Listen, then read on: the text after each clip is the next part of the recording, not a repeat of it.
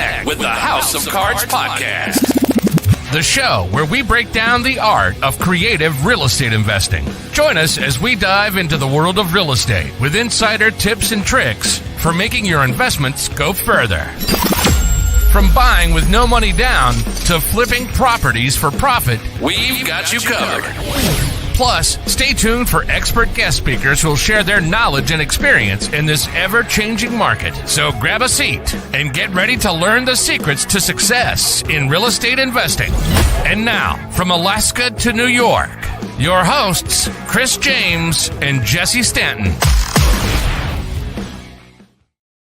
Yo, hello, Wisconsin! What's going on, guys? Good morning. Was that an intro? Was that a good intro or what? Dude, I jumped into my group chat this morning. I woke up this morning and I'm getting ready to go to the gym and I look at my team meeting and that was the very first thing that Carlin put in our group chat. She's like, "Hello, Wisconsin!" And I was like, dude, I love that. What a great way to start the day. What's going on, guys? From Alaska to New York. As you guys can see, my bestie, my BFF, Chris James is out, unfortunately. But you guys have me. So we won't be from Alaska to New York today. However, I brought in a special guest, one of my very best BFFs. He is such an amazing human and father and friend and brother. And he does not have any snow at his house right now. So guys, help me give a warm welcome. Brandon Vesper. Dude, hello. On, bro?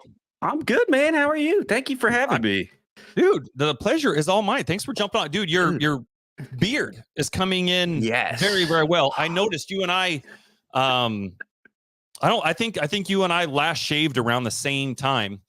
So probably. We're looking good. No longer the baby face that I used to be when we worked together in person. Dude, thank you guys for being here. Brandon, thank you for being here. I'm really excited. I saw Ken in the comments, dude. Last podcast of 2023. Let's go, my friend. Let's get after it. I'm excited for today. I'm excited for the new year. We've got so much to dive into. Brandon, do you ever make New Year's resolutions? All the time. Every year it's a resolution. It's every year. It's what do I want to do? Oh, it's usually, hey, let's get back in the gym. Or I need to lose that weight. I need to pay off debt. It's just the standard New Year's resolutions. And it goes good for a few weeks. And then I get trapped in life or in the mindset of, oh, I still have tomorrow. Like we were talking about the other night. Mm-hmm. It's usually, hey, I'm so excited. And then you hit that valley.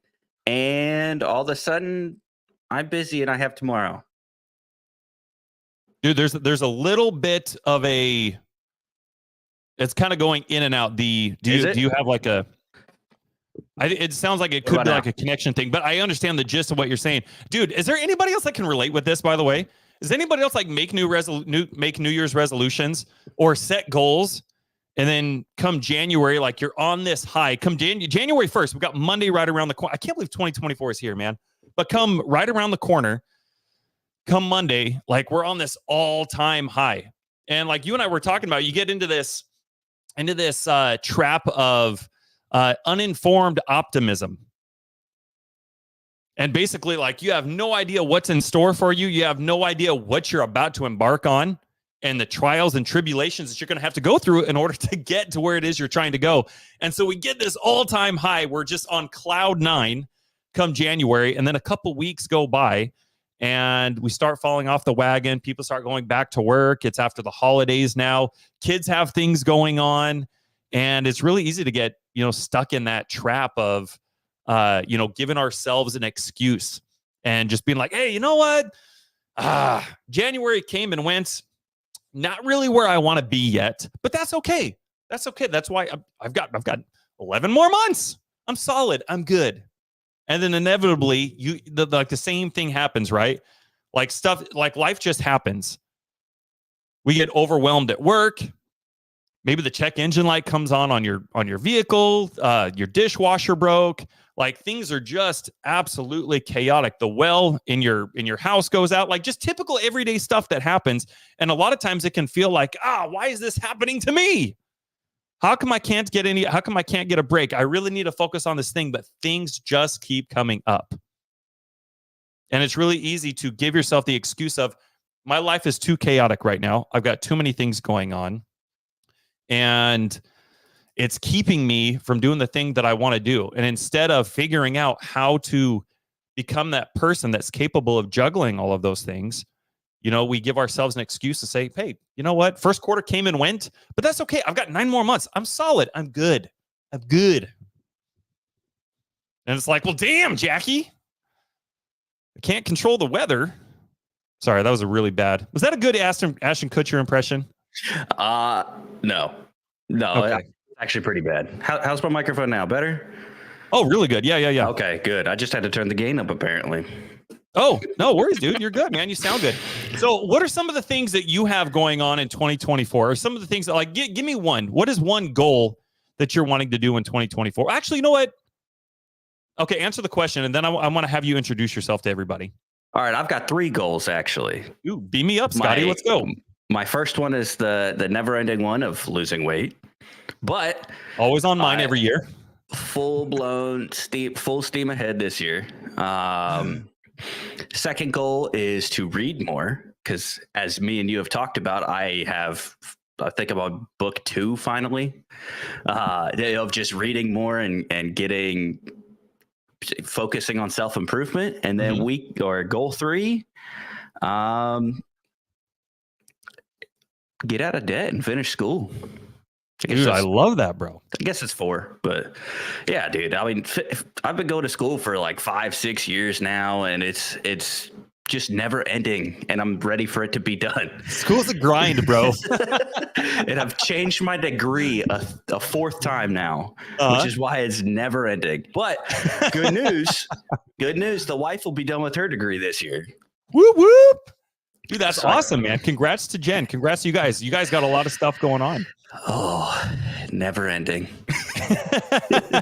That's a good thing. That's a good thing, man. That's where the growth is coming from. Now, for everybody who doesn't know, tell us a little bit about yourself. Who are you? How did we met? Why are we on this call? Like, where did this whole thing start, man? Like, tell everybody. Every superhero, Brandon, has their own origin story. Origin story. I've never thought of what's your origin story, bro? My origin story is I graduated in 2011, joined the Air Force because I had no idea what I wanted to do. Been there. And then where we met, it was after 8 years of being in Texas as a mechanic, of just slaving my life away, working on support equipment. Me and you started teaching together in Alaska. Yeah. We went from there. I mean, dude, we accomplished some things up there, changed some lives, accomplished some things, taught some people. Dude, we first got into podcasting through there. So like Brandon said, dude, me and Brandon were instructors together, and him and I have always been into personal growth, personal development. And even before I started diving into real estate stuff, Brandon and I did a lot of extracurricular stuff within the Air Force. There's a lot that is involved, behind the scenes and extra things that they have going on. And so him and I were involved in a lot of different things. And one of those things was leadership. I think that's a passion that you and I share together, is leadership. And we wrote a lot of curriculum for courses and classes that were taught, Air Force wide, man, based on leadership stuff. And we started putting together a podcast for leadership, and some of the classes and courses and things that we were written that was specifically catered for Air Force people. Speaking of which, I love your mic, by the way. Do we got this? Thank you. Oh yeah. Oh, there it is. Well, I put you onto that one. I did so much for your whole setup and that podcast setup. I didn't get the mixer that you have. I'm not. Oh, you didn't? No, I'm not that well off yet. I've got an updated one now, but the pod mic is amazing. Yeah, I love it. Yeah, it's really great. It's really great. we've got to release. We got to show that everybody that video that we took. So there's a video floating around. Well, it's not floating around. It's on my phone. I haven't shared it with anybody. Probably now since I'm like out, I could probably share it. But we'll give more context to that video later. The whole bass situation. But anyway, dude. So we work together. We're on this journey of self-improvement. We were both Air Force trained leaders. We were teaching and instructing professionally for the Air Force. Talk about some of the things that were hindrances in the way that you thought in your upbringing. And then I want you to also expand on that with how that mentality was further carried in your Air Force career. Does that make sense? Oh yeah. So at the very beginning, you think, joining the Air Force, that people would have your back all the time. They'd be there showing you the steps. But when it came to anything other than your job, it was, you just got to figure it out. You just have to grow up. Even when you're an 18-year-old kid coming out of tech school, you have some people there, but they won't really go out of their way to help you grow as a person. It's all mainly, hey, are you doing your job? Yeah, well, go home. And that's the end of you talking to somebody other than other 18, 19, 20-year-olds that you're around, to where you're just figuring out life. And that's where one of my first hurdles came, is I started stacking money on credit cards left and right. I started buying stuff way outside of my means, to where I'm still dealing with those consequences today. And it wasn't until I had my son in 2016 that things just really came together. And I was like, I really need to start focusing on myself and my family. And it just moves on from there. So I think the hardest part, and even today when I'm trying to go through this journey with you and with everybody in the chat, is the mindset of people around me. I'm not happy where I'm at, but other people just, they suck you down into the abyss of, hey, well, I'm not happy. It's been 6 years. Well, I'll give it another 4 years. And then all of a sudden it's 20 years down the road. And what did they accomplish? Were they happy the whole time, the last 20 years? Right. And that's where I started feeling myself going in with this new job, to where I'm insanely comfortable with it. I was like, I'm good. I don't need to grow. I'll be perfectly fine. And then me and you started talking. I got outside of that mindset of, people are just retiring here, so you could just chill. You don't need to grow. You can, as long as the job's done, we don't really care what you do. And government work. Yeah. And it really changed the last 3 months. Oh, excuse me. But it really changed the last 3 months.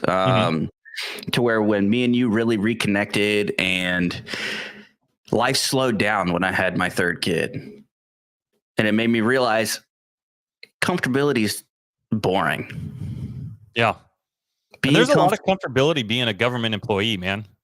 Oh yeah. I mean, I've got my boss right now who was in that job for 4 years, became a senior, and retired without full senior pay or E8 pay, just to sit in the job he's doing now, that he was already doing. And even he's getting to that point where, I'm bored. Because you figure out everything with the job, and it's like, what more can you do? Right.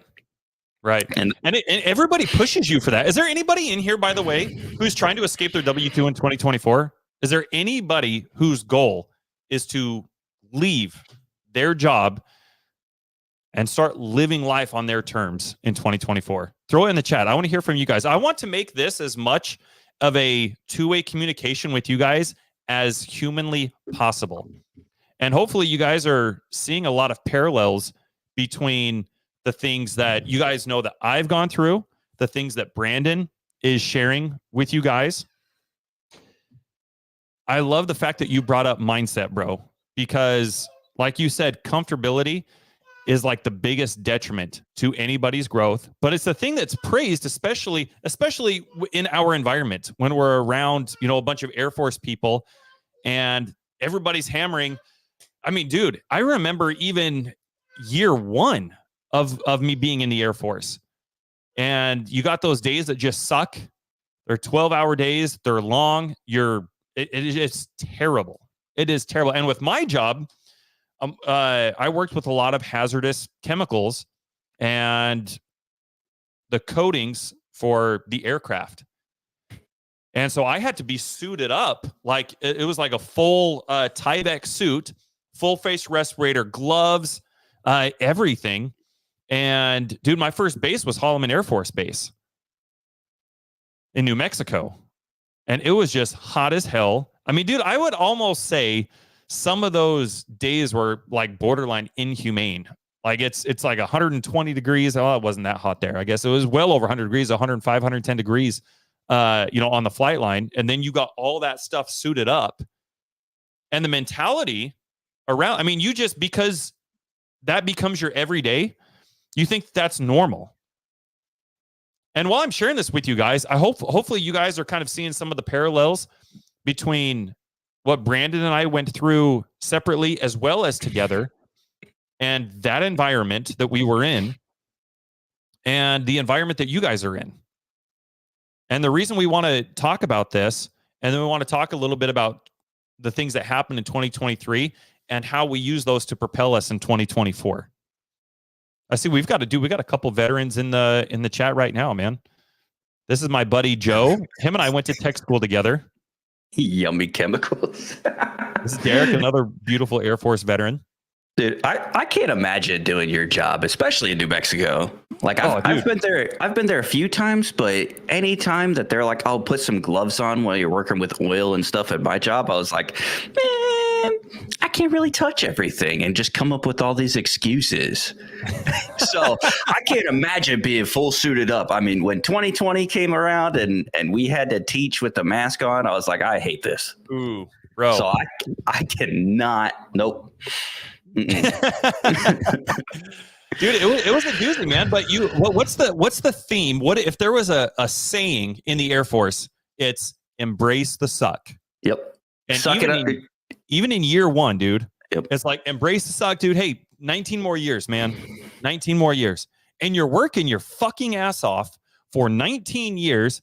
You're PCSing all over the place. And for those of you guys who don't know PCSing, it's an acronym. Air Force and military in general is full of acronyms. It stands for Permanent Changes Station, which means you bounce from station to station to station. You're getting stationed new places. So 19 years of moving all over the place, all over the country, all over the world, TDYs, deployments. And the mentality that surrounds that is, hey, just suck it up. You've got 19 more years. Hey, just suck it up. You're at that 10-year mark, man. You only got 10 more years. Suck it up, man. You only got 6 more years. Now, I remember, Brandon, right before you and I,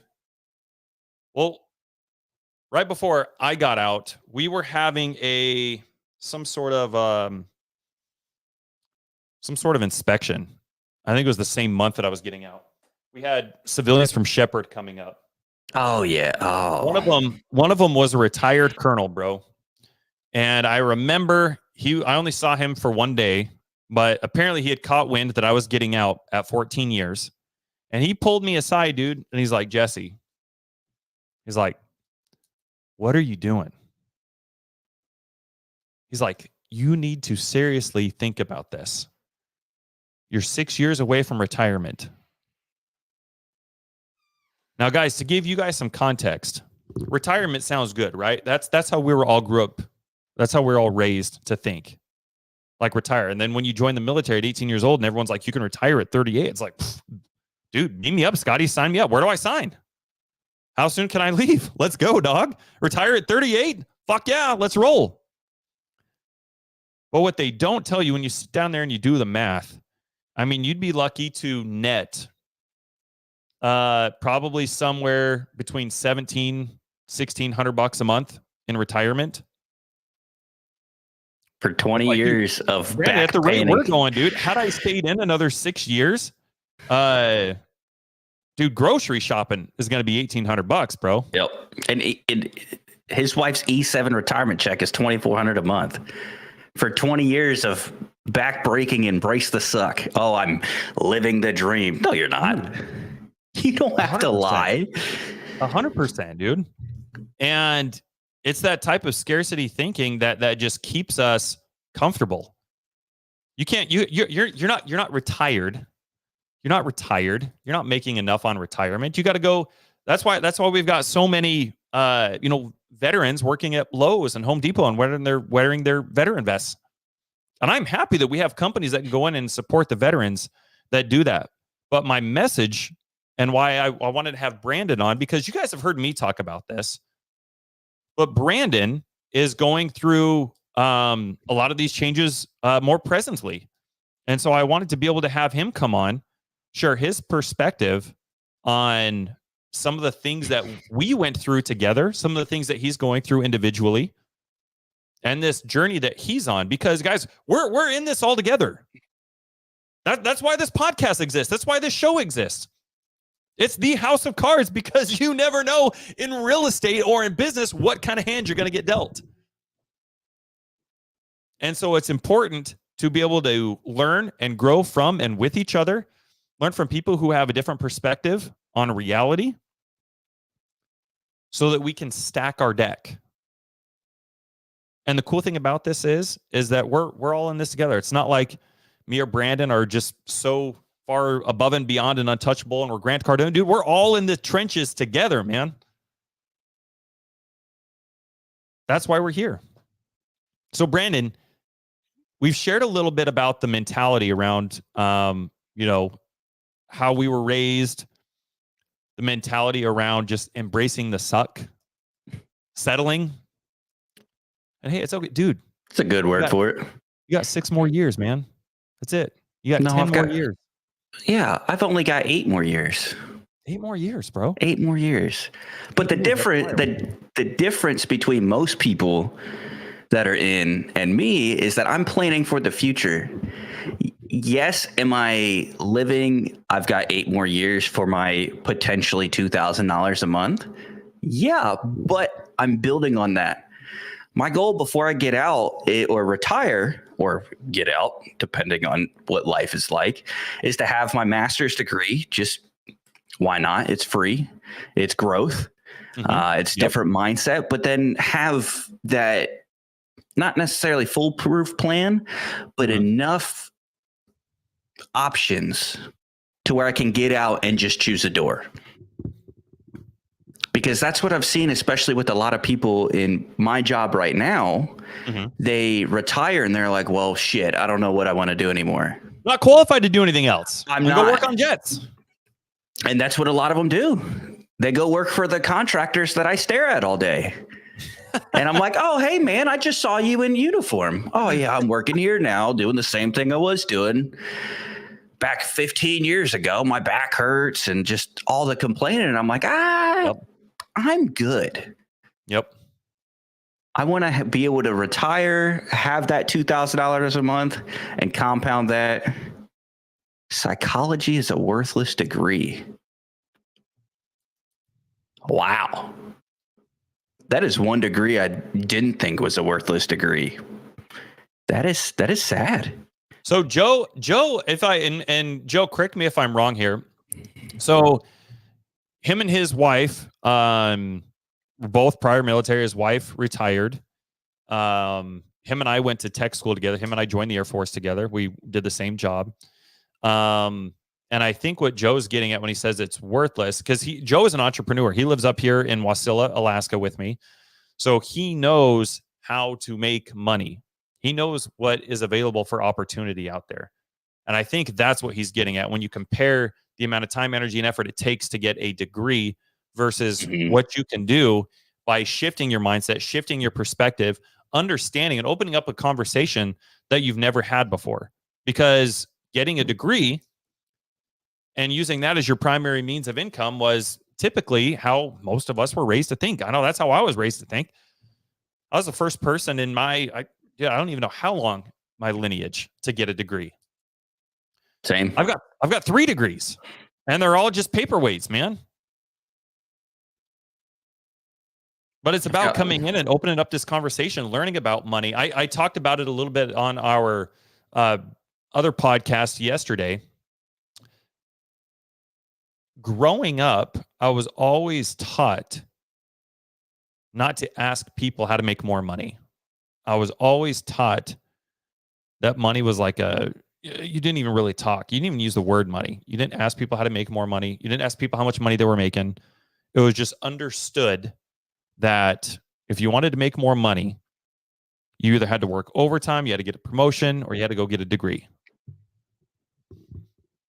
But when you want to make true wealth, when you want to establish yourself in a way that breaks the confines of the limitations of your family lineage, you have to do something beyond what anybody else is doing or what anybody else has done before. And Ed Mylett, do you know who Ed Mylett is, Brandon? No idea. Oh, dude, you're going to love him, bro. So you're into books. Write this one down. It's called The Power of One More by Ed Mylett. It's so effing good. But he talks about how when you look at all these millionaires and billionaires and people who are successful, 90% of them are self-made.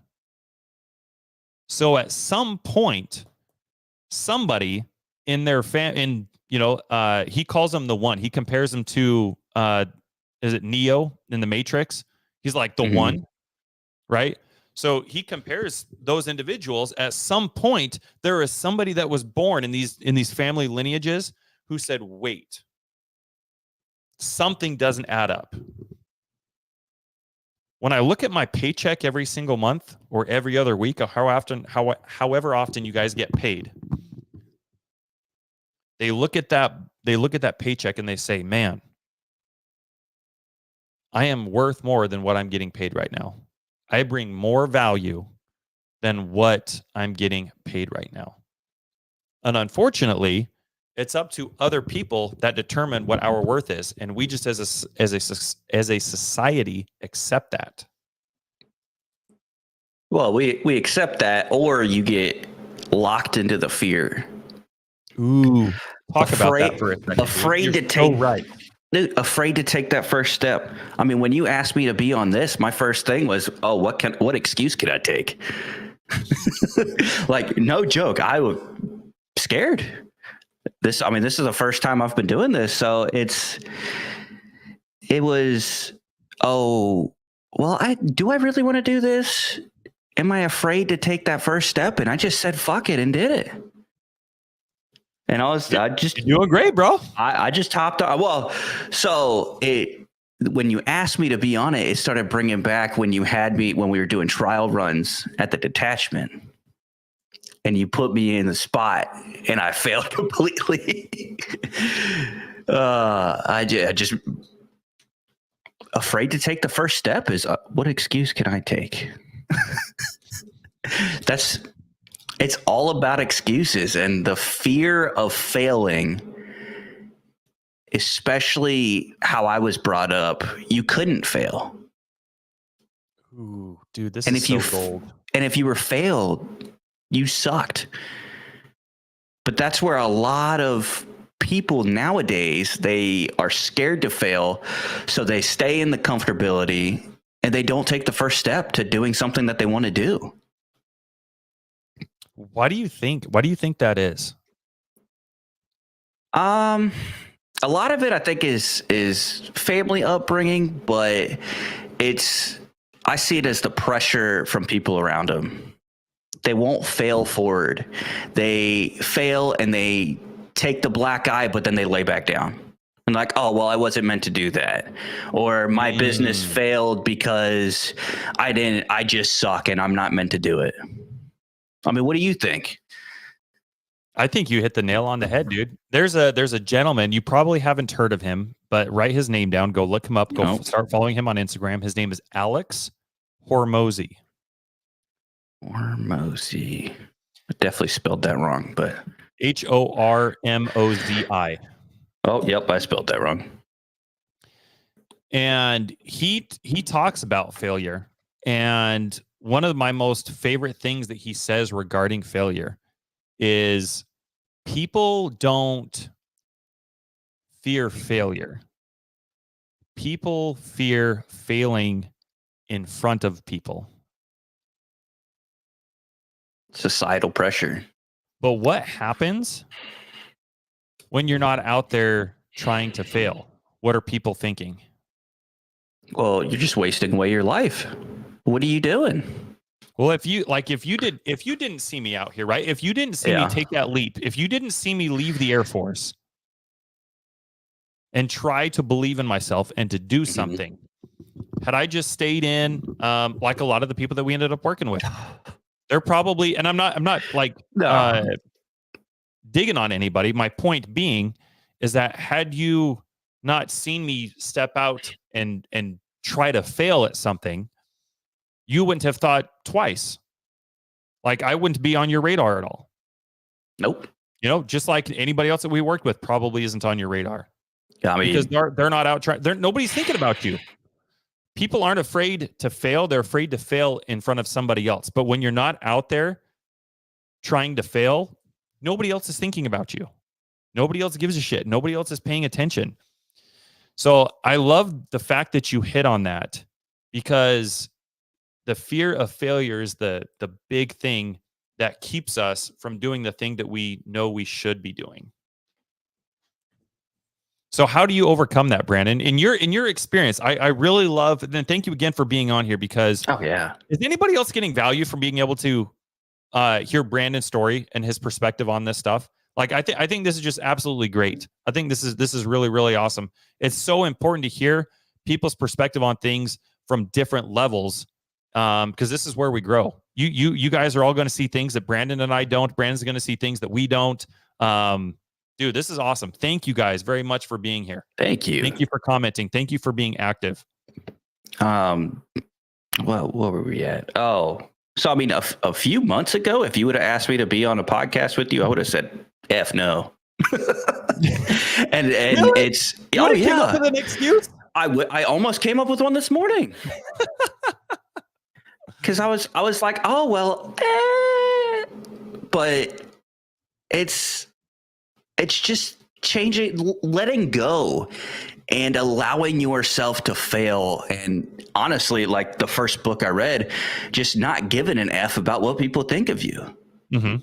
And that has freed my mind in so many ways, other than wanting, or not wanting to fail, because nobody wants to fail. Right. But just allowing myself to fail and not giving a shit about certain things that I would have been bothered by, like the idiot in traffic, or this person's talking crap, and it's like I don't care anymore. Why waste the energy on that? Yeah. So how do you get over that, dude? The way you're right. Like at some point you have to stop paying attention to what other people are going to think, so that you can move forward, so that you can do something. How do you get over that, do you think?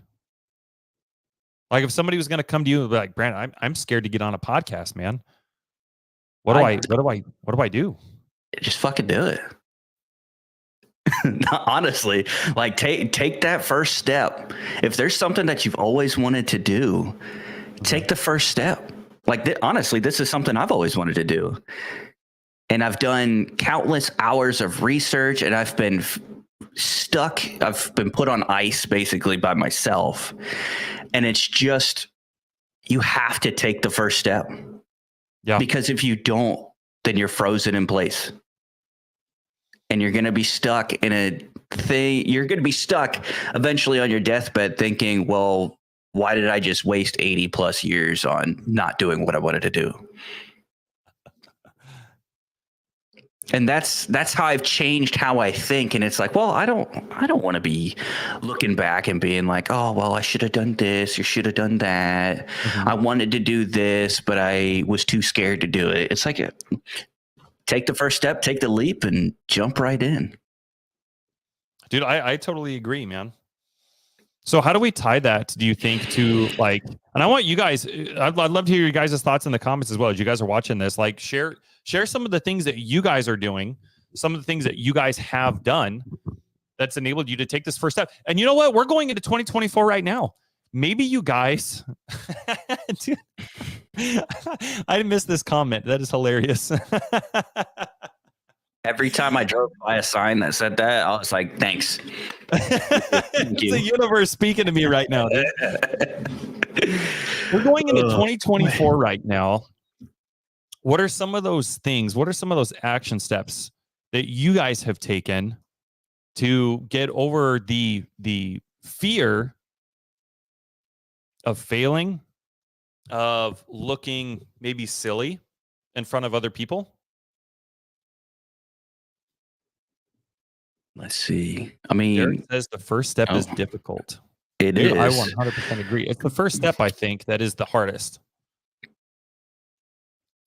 I mean, you think about your daughter, because she's what, 2 now? Mm-hmm. After the vet visit, she's 2 now. I mean, the first step's always the hardest, but then as soon as they take that first step, they're just running. Yes. Just running into everything, falling on the ground. It's after they realize, oh, well, I can take this step, that they become a menace afterwards. Because they get into everything.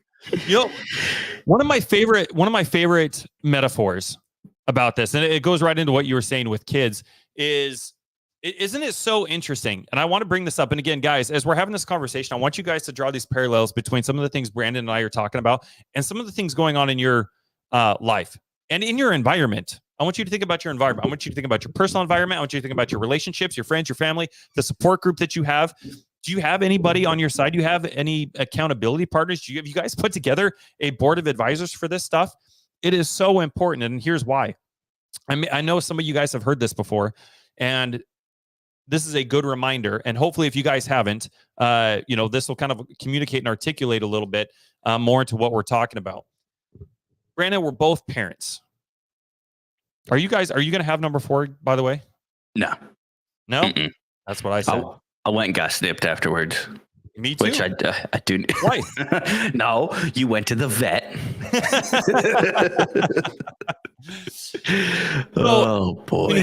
When we and for anybody else who's either a parent in here or anybody who has been around small kids or your aunt and uncle, whatever. When our kids are learning to walk,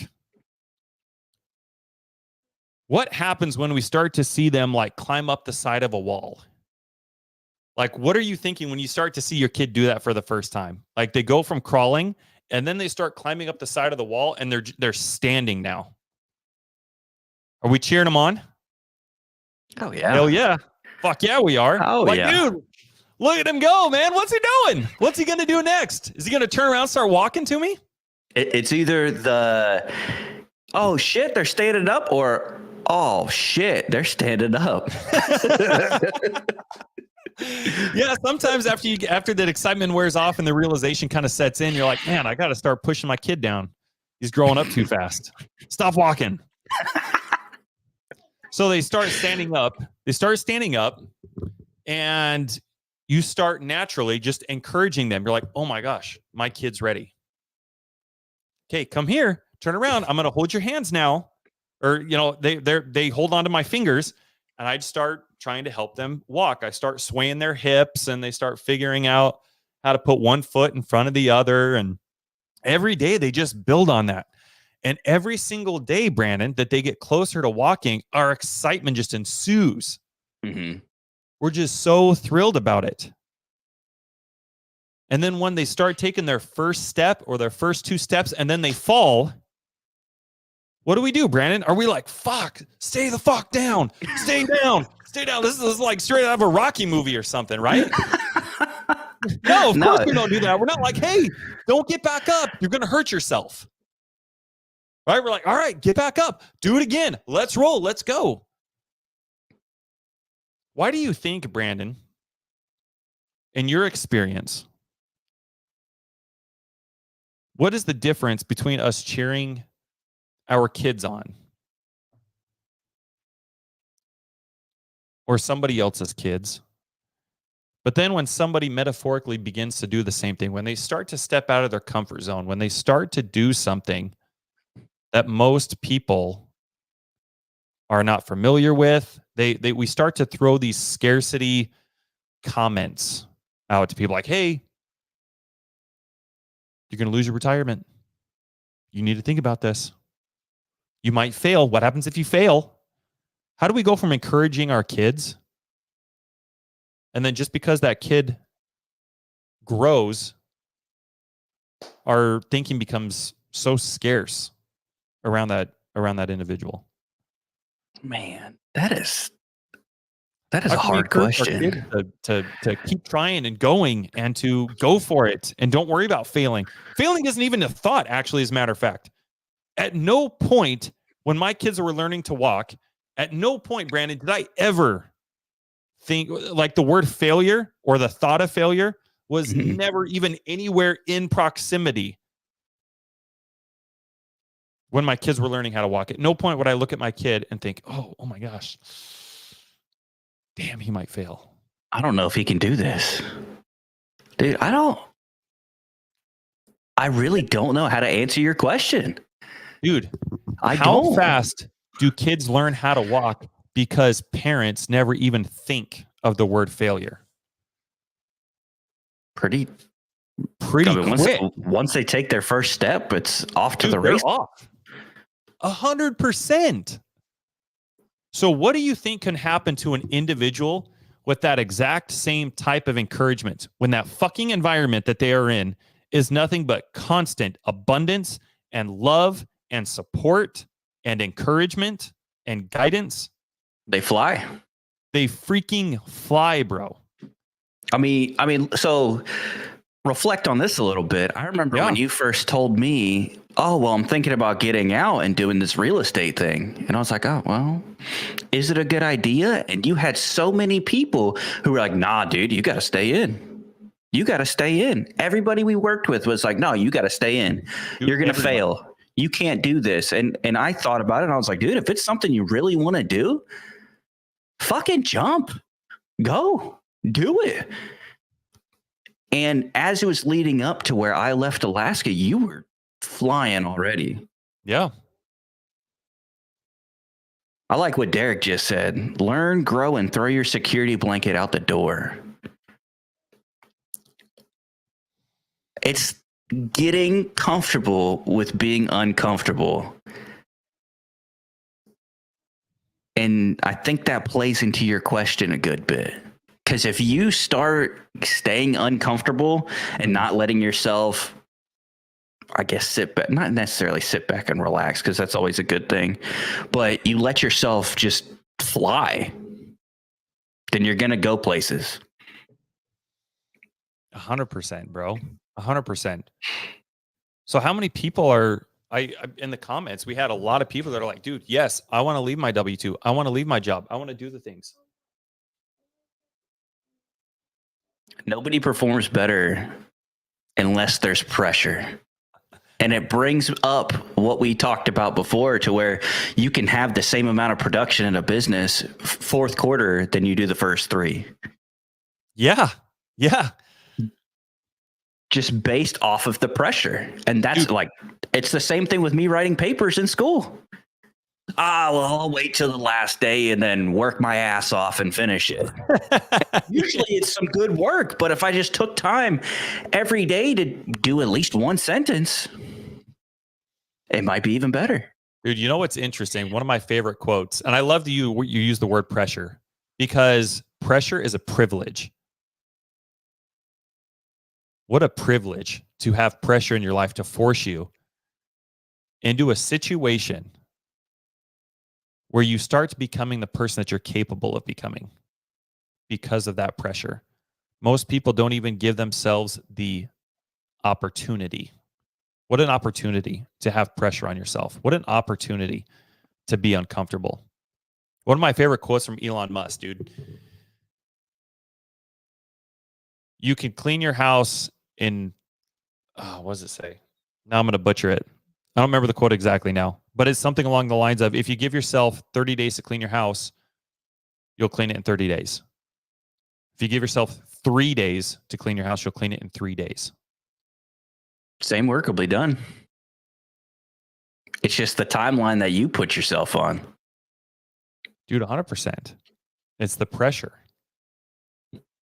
So I would challenge everybody. Brandon was in one of our bonus Zooms that we did this week around goal setting. It was such a fantastic Zoom. It was so good. And one of the things that we ended up talking about was look at where you want to be by December 31st of 2024. I want everybody who's listening right now, put in the comments.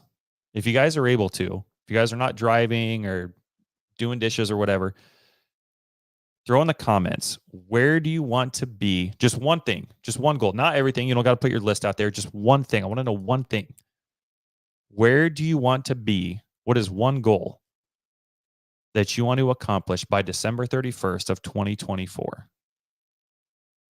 So 366 days from now. What is one thing that you guys hope to accomplish going into this new year?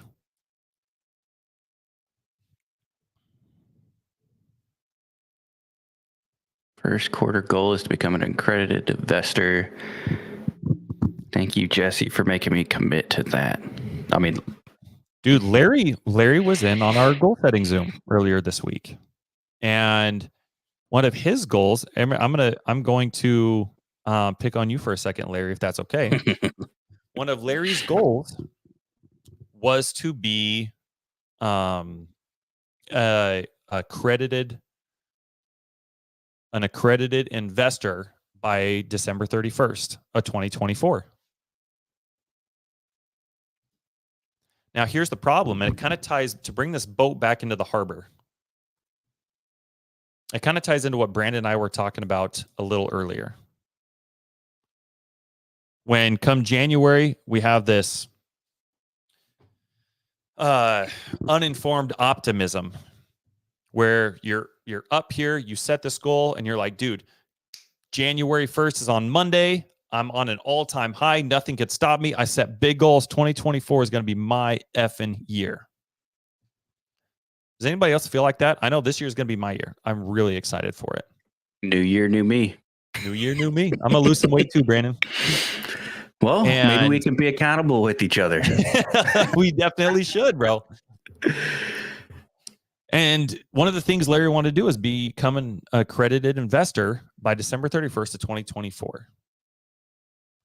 And what happens is when you jump into the new year, you've got just this unsurmountable amount of energy and optimism, but it's not directed. There's no pressure. There's no really timeline. There's no really even commitment. And I'm not picking on Larry. I'm not saying Larry didn't have any commitment. I'm talking in a general sense.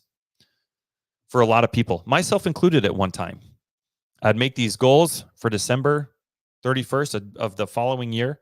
And then come January, dude, I'll be the first one to admit I'm running around like a chicken with my head cut off. I'm literally doing everything because I'm so amped up that I'm like, dude, I'm going to be busier than ever before. And then what ends up happening is you're busy for probably about the first 2 weeks, maybe even 3 weeks. You're consistently busy, not busy on the right things, but you're busy. And then because you're not seeing any results, you stop being as busy. You stop being as consistent. You start being more intermittent than anything. And then like me and Brandon were talking about, what's going to happen is you're going to be like, oh man, January just flew by like that. Oh my gosh. I'm not really any closer, but that's okay. I've got 11 months. I'll figure this out. I got 11 months. I'm good. I'm solid. And then the same thing will happen in February. The same thing will happen in March. An entire quarter will surpass. And guys, it'll go like this. It will go like that. And so what we need when we're setting our goals is we need pressure, guys. We need some freaking pressure. So I challenged Larry, and I'm going to put your goal back up here for a second, Larry. I challenged Larry. I said, Larry, Why can't you do this before the end of the first quarter? Now think about this for a second. Larry wants to be an accredited investor. That was the timeline that he set for himself. When we're setting goals, the problem with setting goals is that people are operating off of 12-month increments. And because they're operating off of 12-month increments, they're not any closer to accomplishing their goal because, again, in our mind, we have plenty of time. We have good, I'm solid. And then inevitably, we end up maybe, in the same position that we were before the year even started. Or maybe even just slightly above that. So apply some pressure. And I love Larry's goal. I love that Larry changed his goal. Because that kind of pressure, Larry, is going to put you in a position that you have never been in before. And it's going to turn you into a person that is capable of so much more than you thought. I have no doubt, Larry, that you're going to accomplish this goal by the end of the first quarter. And you're going to look back at this, Larry, in April, and you're going to be like, holy shit. What I thought I was giving myself 12 months to do, I just did in 3 months. What else have I been laying on the table? And it's so important to acknowledge that, guys, because we will never get that time back. When you start to figure something out and you're like, holy crap, that is where true growth comes in. I'm consistently, I'll use myself as an example. I'm consistently finding myself in that. We just hit an all-time high ourselves this last quarter. Chris and I completely dissolved our wholesaling business and went all in, 100% all in on one thing. And we said, hey, we're just doing buy and holds. And in one quarter, in the fourth quarter of this year, we have purchased 63 doors, not gross, guys, netting in our pockets $50,000 a month in net cash flow from these properties. Our goal was 50 doors, and we purchased 63. That's impressive. Think about that, Brandon. Everybody else who was telling me to stay in for another 6 years, and in a matter of 10 weeks, made $50,000 a month. I mean, would you rather be doing that or painting aircraft? Getting all sweaty in a hot Choice is obvious, bro. suit. Choice is obvious. That's why being around the right people are so freaking important. Because had I listened to, like you said, you were the only one, Brandon, that supported me. The only one out of everybody that we worked with. Everybody was telling me, dude, like, this is the stupidest thing I've ever heard.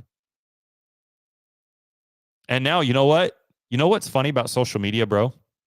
What? Is there are so many people that we used to work with that don't talk to me. You're the only one that I talk to. There's so many people that you and I work with that don't talk to me. But the funny thing about social media, even like stories like on Facebook or Instagram, I can see who is watching every single thing that I do. And a lot of the people that we used to work with, bro, are watching every fucking post that I share. But they never talk to me. They're watching and they're waiting for me to fail. I know exactly what's going on. Now, are they waiting for you to fail, or are they wishing that they could take that first step and do something that they want to do? Because they've seen. They would ever admit that. They probably wouldn't. Most people won't admit when they were completely wrong, especially about a person. But you could be inspiring them to do what they want to do. I mean, shit, you inspired me just to reach back out, seeing everything that you've been doing. Even I think the way that we started talking again was me congratulating you on your success. And for taking that leap. And I mean, even then it was a hot minute. Mm-hmm. But now you've completely changed my fucking life. I mean, I would have never been on my journey or even taken that first step if it wasn't for you. And I've told you that time and time again. So, I mean, there's two ways that you can think about those people watching all your stuff. It's either A, they're waiting for you to fail, Or B, maybe you're inspiring to them. You never know. Yeah, I'd like to think. You never know. You never know, and you probably never will. You're 100% right, bro. You're 100% right. But it's important when you're going through. I think that's the hardest part of being an entrepreneur, is that transition. You know that you're capable of more. You know that you can do more, that you can accomplish more. You look at your paycheck and you're like, fuck, dude, I'm certainly not getting paid what my true worth is. Now, you and I don't got to go into specifics, but you're about to make a whole lot more money. I can't wait. I mean, isn't that crazy? Isn't that crazy to think how much money is out there and what, how we're settling in our lives and in our businesses, and just being comfortable, how we're settling in our relationships. We're not taking the opportunity to grow. Dude, I love the fact that you was looking for an excuse to not come on today. And he said, fuck it, and did it anyway, dude. I looked at my wife and I was like, shit, man, what does Jesse text me about so early? Because I'm not early for me, but early for you. And you said that, and I was like, well, do I really want to do it? And I looked at my wife and I started thinking a little bit, and I just said, fuck it. And sometimes just saying fuck it is let's see what happens. And that's kind of where I've changed my thinking a lot, is let me just see what happens. 100%, dude. Because you never know. You're right. You never know. You never know until you go through that process. But talking about 2023, 2024, I see old Derek Waller up there. What's happening with you in 2024? What, me? Yeah. New mentorship program? Dude, we got a lot of stuff going on, man. Yeah, so this, I mean, like I said, this last fourth quarter of 2023 was a huge, I guess it was a new level. I leveled up dramatically in 2023. I did more growth personally and professionally, Brandon, in 2023 than I did in 14 years in the Air Force. The amount of anxiety and pressure that I put myself under this year, like, drastically turned me into the person that closer to that person that I'm capable of being. This was a major year, and I have been blessed with an amazing business partner. And it's allowed me to do multiple businesses. Now we have our coaching mentorship as well. We've got our real estate stuff. And then Chris and I we're wanting to, we'll end up, I'll put it right here. I don't know that Chris and I have ever said it out loud, but I'll put it right here for the record. And this would be kind of cool to come back on December 30th of next year and rewatch again. But in 12 months, in short, I mean, I could go on lots of the goals and things that we want to accomplish, but in 12 months to purchase $150 million in real estate. And we basically started a brand new business October this year. I mean, like I said, we dissolved our entire wholesaling business and hit the restart button. Like, all right, we're starting over again. The great thing about this, guys, with each iteration, by the way, each time that you guys restart your business, don't think of it in a negative way. It's so good because each time you restart, it's important to know that you're not starting from square one. You're not starting from ground zero. You're starting from experience.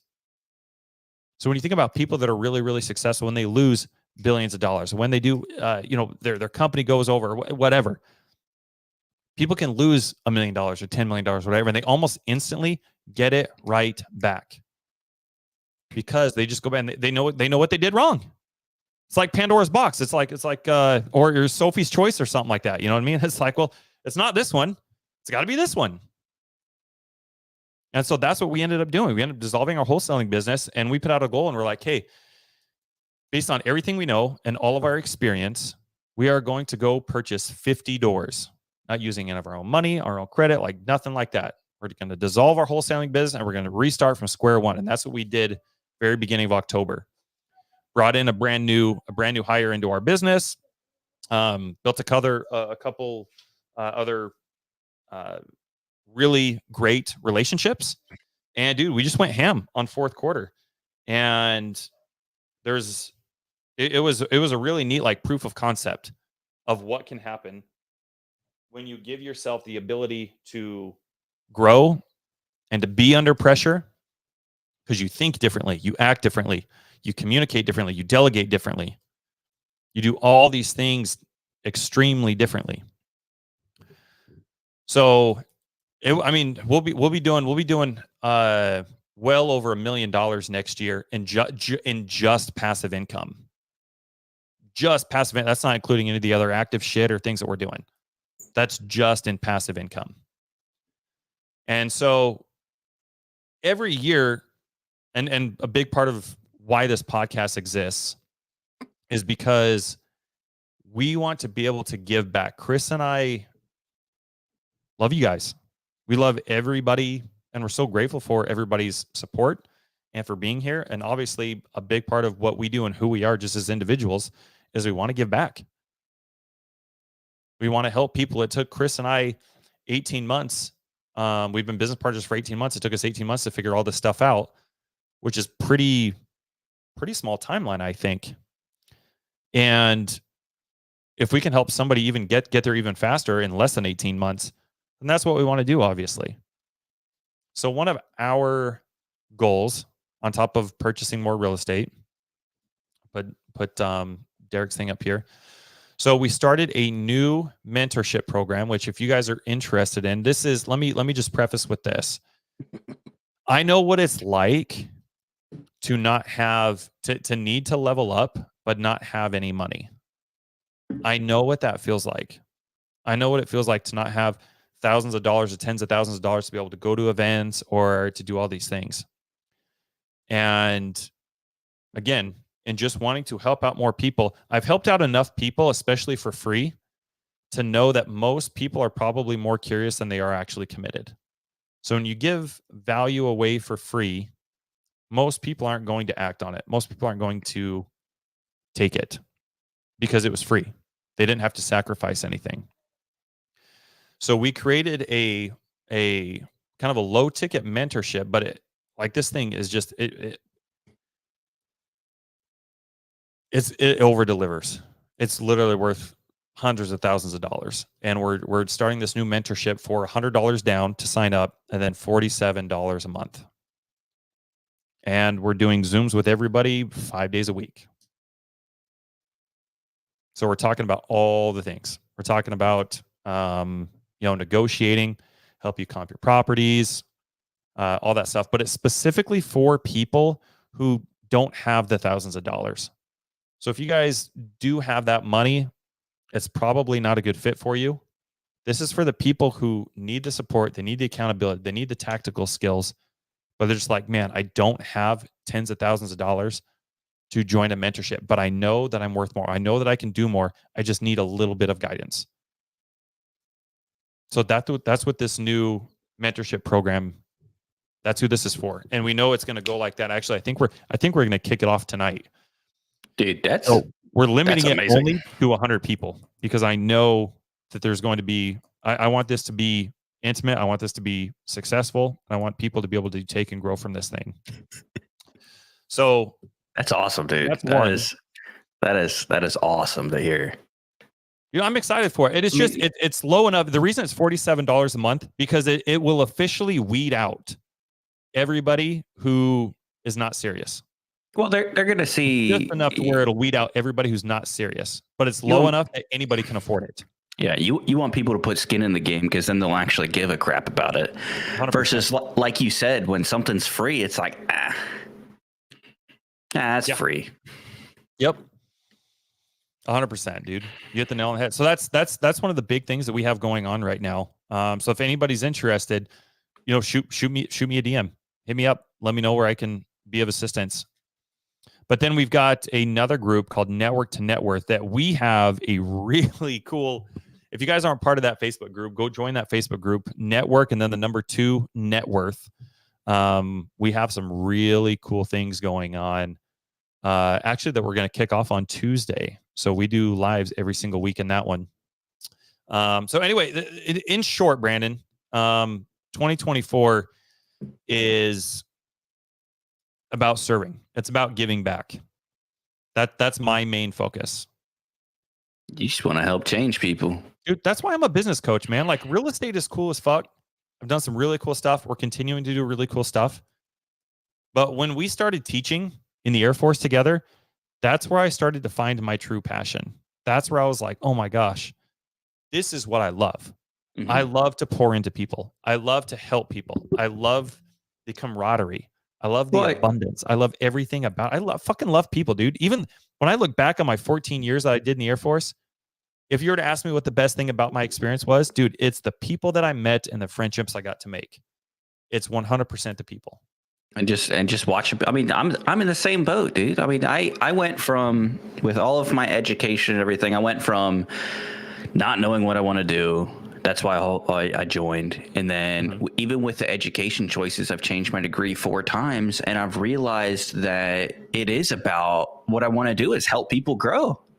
And that's really, as soon as I realized that, and like all the different opportunities, it changed everything.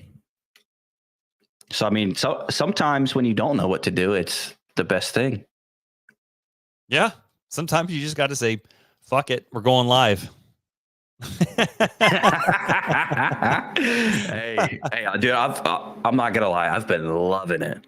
This is so much fun. So much fun.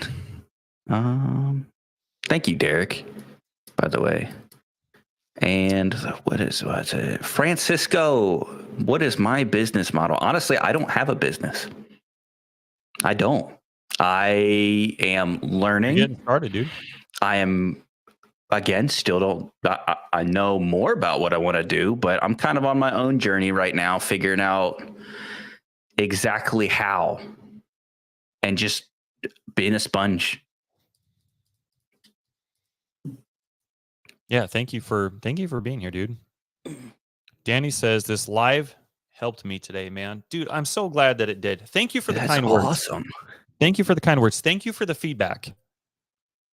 Most of the time, typically, and you guys will find this out if you haven't already, most of the time people will give you feedback only when it's negative, when you do something bad. So thank you. Thank you for that feedback, Danny, because this helps the podcast, man. Helps us know what people are wanting to talk about and what's going to help them, and kind of tailor the information a little bit more. So thank you all for being here. Brandon, before we wrap up really quick, bro. What's up? We've got, so anybody who's in sub 2, by the way, in 10 minutes, I'm running a Zoom in sub 2 called Friends with Benefits, sub 2 speed dating. Super fun. Not at all what hopefully I saw Brandon's eyes, man. I saw Brandon's eyes when I said Friends with Benefits. So Brandon, just to fill you in real quick, and anybody else who hasn't heard of this before, first of all, I did that name on purpose because it certainly got your attention, didn't it? It's eye catching. Friends with Benefits. What the hell is going on here? So in my experience, Brandon, the best and not only in my experience, but in things I've learned from people that are above me, one of the best and fastest ways to grow and scale a business is you got to leverage relationships. You got to leverage other people. You got to bring other people into your business with other skills, other mindsets, things that things that you don't have. And that's how we did 63 doors in 10 weeks, 11 weeks. And it's one of the things that I think is one of the most underrated topics of conversation when it comes to helping people really understand how to scale their business. And so you and I are both chasing similar things. We both have similar goals for what we want to accomplish overarchingly in life, the people we want to help, things we want to do, the money we want to make. You and I, although we have that similar vision, we both have different skills. Yep. We both bring something different to the table. And so part of that Zoom is showing people how, like in that way, you and I are friends, right? Mm-hmm. And we leverage each other from our skills that we bring to the table, and that benefits us. No, it's mutual benefit. We are friends with benefits. Oh, geez. Don't tell my wife. So that's what it's all about, man. So if anybody's in sub 2, we've got that Friends with Benefits Zoom starting in 8 minutes. We'll probably get a little bit deeper into goal setting in that Zoom as well. But dude, thank you very much for being on here. Thank you for coming on today. I know we went a little over an hour. I told you it was going to be about an hour. But thank you guys for being here. Thank you. Again, I know you guys, I say this all the time, but I just really want to hammer down because I want you guys to acknowledge we've had a lot of people in here today. We've had a lot of wonderful comments. And I want you guys to know how much I appreciate your support, how much I appreciate your friendship. Thank you for coming here and allowing me the opportunity and Brandon the opportunity to have a little bit of your guys' time today. Shit, thank you for letting me take my first step. Dude, the pleasure is all mine, bro. Dude, anything I can do, man. It's amazing, man, because one conversation with the right individual can change your entire life. And for me, that individual was Pace, and he continues to do so in ways that even he doesn't know about. So anything that I can do to replicate that for somebody else, man, it's my passion. That's what I love doing. So thank you, Brandon. I appreciate your friendship, bro. I love you. I love you. I'm excited for the things that we're going to end up doing in 2024. So hell yeah. Let's change the world. Let's do it, man. I appreciate you guys. Thank you guys again for being on here. If you guys are in sub 2 and you guys want to hop on that Zoom, we will see you guys in 7 minutes. Guys, give Brandon some love. Brandon, where can, if people want to reach out to you, man, where's a good place to connect with you? To be honest with you, I have no idea. Okay, so Brandon's going to get part of Brandon's 2024 goals is going to be getting a little more active on social media. Yeah. Are you on the gram? No, I probably should be. Okay, you got to start a gram account today. Okay. my wife's gonna be like, "Why are you starting an Instagram all of a sudden?" Well, Jesse told me to. We're friends with benefits, so I have to now. You just can't go cruising through the DMs. That made it worse. Guys. Thank you for being here. You know, they say your vibe attracts your tribe, man. And I'm so grateful for you. I'm grateful for everybody here watching this with us today. You guys are definitely my tribe. I appreciate you more than you guys know. Thank you so much. Hope everybody has an amazing freaking rest of your weekend. We look forward to connecting with you guys in 2024. Everybody have a wonderful new year. Talk with you guys soon. Bye. Thanks for listening to the House of Cards podcast with Chris James and Jesse Stanton. We hope you've enjoyed this episode and have learned something new about real estate investing. Be sure to follow us on Facebook and Instagram for more tips and tricks. And don't forget to subscribe on your favorite podcast platform so you never miss an episode. Until next time.